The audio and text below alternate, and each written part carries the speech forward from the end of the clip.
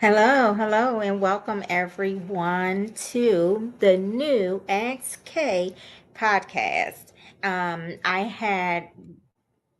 had a thing going on where I was going to God gave me the name to change it to XK podcast.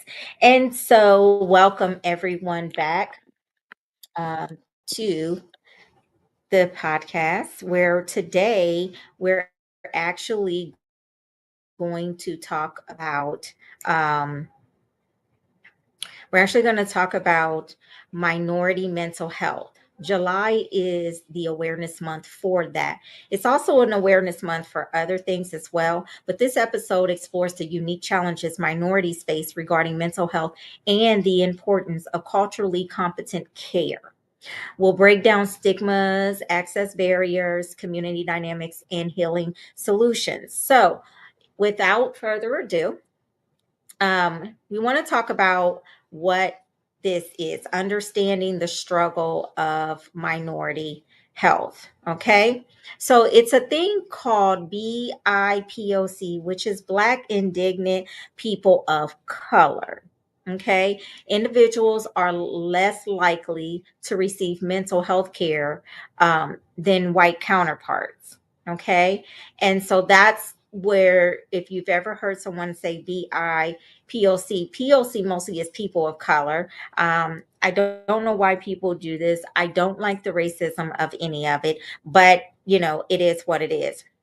So let's understand what the struggle is.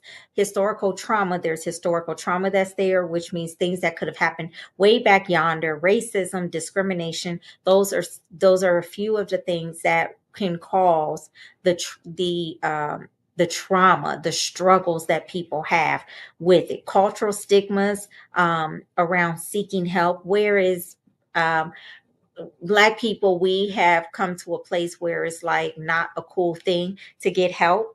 Most people, you normally, they just say, oh, I'll just pray and then I'll just let it be what it is. And sometimes we need to get the help. I'm not saying, and y'all know for a fact, I am never ever saying that God can't do anything, because God can do all things, right? And we can do all things through Christ, which strengthens us. But here's the thing, we do have to seek help.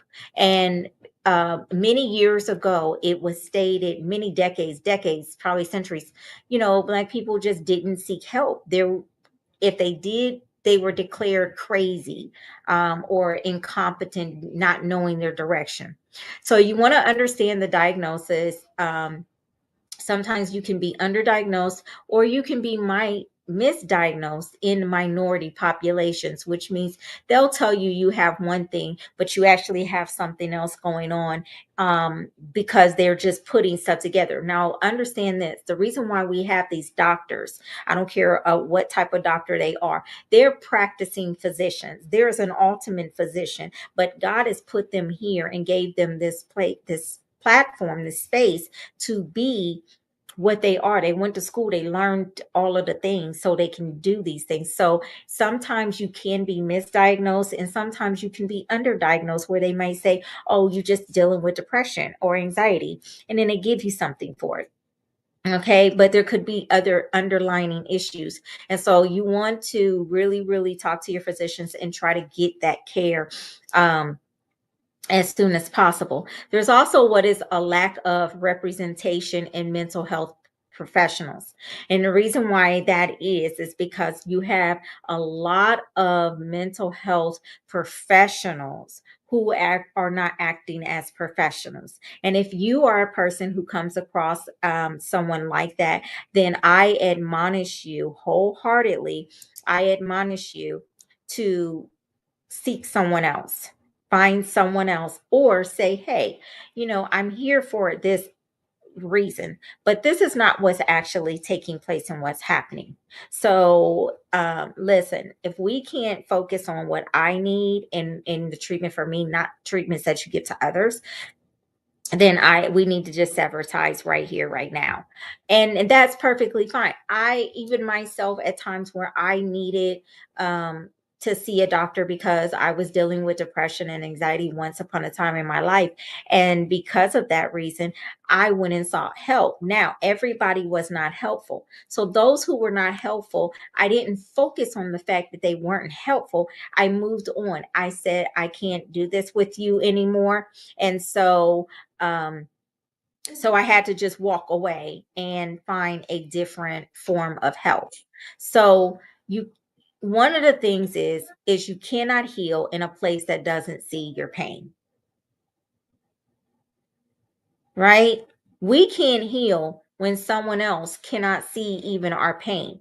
And so we have to get somewhere where we can get the help in the things that we need. And if you are a person who is been seeking help and you feel like you're not getting it, I'm telling you now, it's always okay to find another form of help. Um, and you don't have to stay there. You really don't. So, if we want to break some of these stigmas that are a part of this particular mental health issue in this awareness, because on Thursday, I'm going to talk about more of the awareness on Thursday. So, the common myths we have these common myths in Blacks, Hispanic, Asians, and indigenous communities. And that's just talking about people who lack certain things. And so they put us in that group. And if we want to break those myths that these forms of people, we don't have it together, we're all messed up. That's not true. That's not true at all. And the reason why this is called minority mental health is because we get put in this box as if we are a group of people who we all just can't get it together. But there's one particular group, if you pay attention, there's one particular two actually Native Americans and white Caucasians that feel that they have it completely 100% all together. And I do not mind comments. Please put in your comments.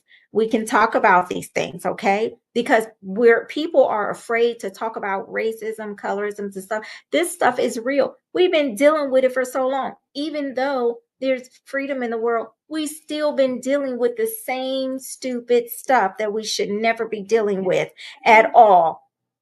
And church versus therapy, okay? It's okay to have Jesus and a therapist. Literally, it's absolutely 100% okay.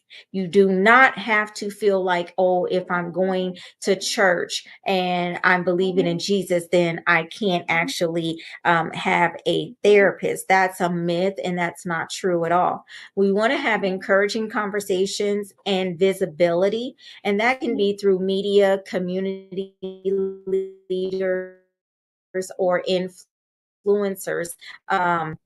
And so at the end of the day, that's what we want to sit down. I'm sorry, y'all. I have my grandkids here, and one of them just walked in. Um, and so we want to be encouraging, have those encouraging conversations, and we want to talk to people and find out where they are and why. And so when we cannot get the help or the support that we need, we need to find a ways to seek things that we can seek out, or finding support that sees us, that wants to help us, that wants to be there and get us to a good place. So culturally competent care, it does matter. You want somebody who can see you, that can support you, that understands what you're talking about, not someone who actually doesn't understand, really could care less, but they're looking at you as just a paycheck. And that alone, only that, that's it, right? We want somebody that's going to see us and that's going to understand us.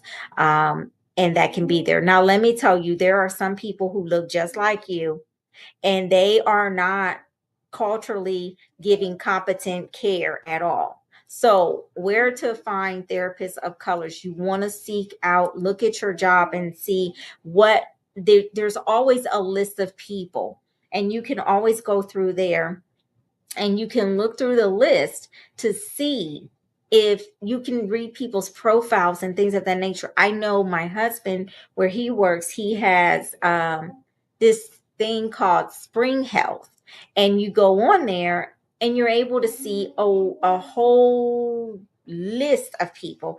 You can read their profiles, see their background, you know their race, but you can identify with them. And if they're going to work for you, then you want to find a therapist that is of color, if that's going to help you. Also, if it's whether they're Asian, whether they're Hispanic, or whether they're Black, it doesn't matter, but you want to find someone that you can really relate to.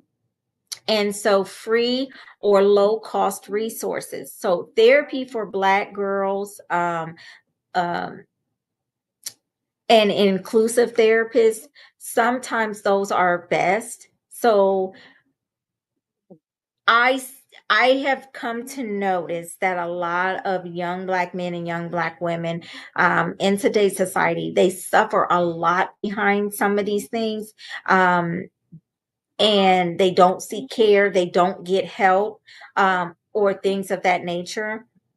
And so it's kind of really hard, for them to kind of relate, because they feel like, oh, we can't relate to these older people because they're going to tell us about what they gone through, and all of this other stuff. And it's and that can be true, and that's okay. But there comes a point in time where, when you're talking to the young people, you have to find a way that you can relate to them, so that they're not walking around with mental health issues, and you can say, hey, but have you tried this? Listen, nobody's trying to tell you what to do or run your life as you think. But we, as adults, we have seen where people have fallen short. We have seen where people have had these struggles. We have seen these things take place. We're just trying to help. That's it. That's it. That's all. So, what can you do if you are a person who is struggling with minority mental health? Um, what can you do? Well, you can learn how to advocate for yourself in therapy. That's one thing that you can do, is learning how to advocate for yourself in therapy, which means talk about what's bothering you. And if you don't agree with what someone is saying, then say to them, hey, I don't agree with that. Don't do that or put that on me, because that's not accurate. And and that's happened to me many of times. And it's okay to advocate for yourself, to stand up for yourself. Don't let somebody put something on you, or take something from you that should not be done. There are different ways for support. You can find family, friends. You you do not want to silently struggle. You don't. So you want to find ways to support family, friends, um, going through their silent struggles. If that is the case, if it is yourself, you don't do it alone. You find someone that can help you, and normalize emotional check-ins. These are things that we can do to help those people, and also the things that those individuals can do as well. Start normalizing emotional check-ins. It's okay to say, hey, yeah, how you doing? How's everything going? How's your day? Just talking to them, checking in with them, finding out if they are actually okay, right? So we don't want to take things in stride as if, this is just something normal. People have normalized mental health as if it is like the absolute normal thing in the world anymore. Mental health is not a normal thing. It's not. And so we have to start finding ways where we can help each other, we can be there for one another, all of the things that we need to do, right? Checking in, encouraging one another, speaking uh positivity into someone's life. Just encourage people every day, because I know that since COVID had happened, many people talk about how they were falling into depression because they couldn't do things anymore or go around people anymore. That was a thing that was taking place, and now we have this huge dilemma where everybody is feeling like they're just got all these mental health issues. And I'm never ever saying that mental health is not an issue or a thing, but it's something that we have to start paying more attention to with the younger people, even older people. It doesn't matter what age it is, because people are struggling and not knowing what to do or how to do it or to get the help that they need. And so I admonish people to seek out, counselors in your area or in through your job if you have to. Advocate for yourself. Remember, I said that, advocate for yourself. Don't let people just say things to you or put things on you that should not be, or take things away from you, right? I myself had that happen, whether I did marriage counseling or I did individual counseling or I did therapy with my children, whatever it was. I never allowed that, what the things that we were saying, for them to say, oh, so this is what's happening and that's what's going on in it. No, I'm telling you this X, Y, and Z. And so you don't want people to take away from you, but you don't want them to add to you neither. And it's okay. So a lot of things that we want to do is we want to check in with our mind like you do with your body. Ask yourself, how am I feeling mentally? Stop and breathe for a second. Take some time to clear your mind. Um, just think about your day. How is your day getting ready to go? How are you feeling mentally? Are you feeling overwhelmed? Are you feeling anxious? Like, what are you feeling? Do you feel sad? Are you happy? You glad? um do you feel sure about your day, about what's going on in your life? Mentally check in with yourself. The way you look at your body, the way you feel how things are with your body, then you want to check in with your mental capacity as well. So that is all I have for today. Listen, if this episode was good for you, it was very simple, straight to the point. And listen, if this episode helped you or it could help anyone, like, tag, share. You can subscribe to my YouTube channel, Revealed Life Coaching. And you can always join these conversations online. You can put in your conversation, your comments. You can come on and you can share your thoughts or however it is that you feel about whatever it is that I may be talking about. But just remember, tune in on Thursday, where we're going to continue to talk a little bit more about it on Thursday at noon. Okay. And so God bless each and every one of you. I hope you have a wonderful and prosperous day and a week ahead. And so until next time, this is your host, Kay, with Ask Kay Podcast Now.